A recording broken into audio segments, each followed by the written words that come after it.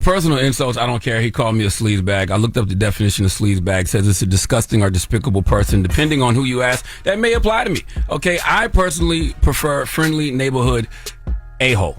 Okay, he said I'm a low IQ individual. I don't know. I've never taken an IQ test. He said I have no idea what words are coming out of my mouth. Absolutely true. Okay, I've been surprising myself my whole life. Like, damn, I actually said that? Now, let's get to your claims.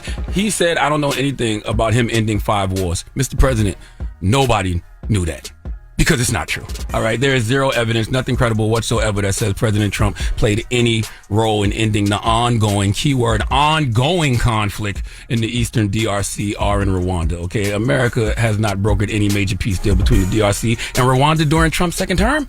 And wiping out Iran's nuclear capabilities, you did pull off a significant strike, but it didn't eliminate Iran's nuclear capabilities. Saying you wiped it out is an overstatement because according to reports, no enrichment facility was destroyed and Iran's nuclear threat is still very active, and some experts argue it's more dangerous now due to a lack of international oversight and the increased beef with Israel and the USA. Now, you also claim the borders were closed.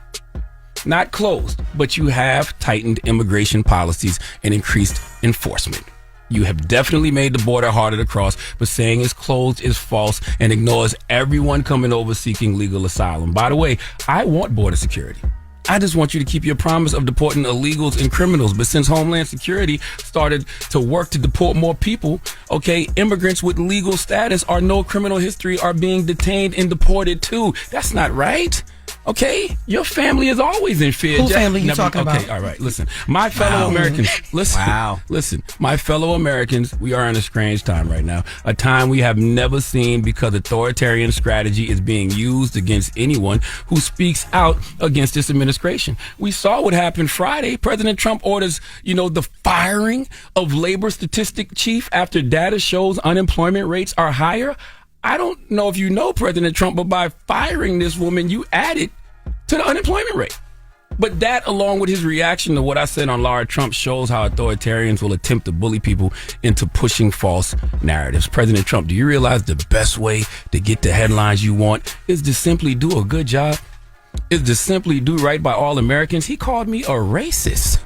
I didn't mention race not one time on Lara Trump. I didn't bring up the fact that President Trump issued an executive order directing oversight of institutions like the Smithsonian to remove or suppress narratives about systemic racism in black history. They want to reframe cultural memory to eliminate discussions of historical racial injustice. That, along with determination of diversity and civil rights programs, are considered very racist by a lot of civil rights advocates. I didn't even bring that up. Okay, I was just talking to your base, letting your base know that you haven't kept the promises you made in regards to the economy. In fact, you've made things worse. It's actually hilarious to see you upset about the high unemployment rates when you let Elon Musk take a chainsaw to the federal government and fire a bunch of government workers earlier this year. You did that, President Trump, and now you're doing exactly what the Biden administration did, trying to convince America the economy is all good when it's not. Maybe for people in a certain tax bracket, but for majority of your constituents who aren't in the 1%, it's not all good. So you can hire a new labor statistics chief to lie about the numbers. It won't stop the reality of people being unemployed.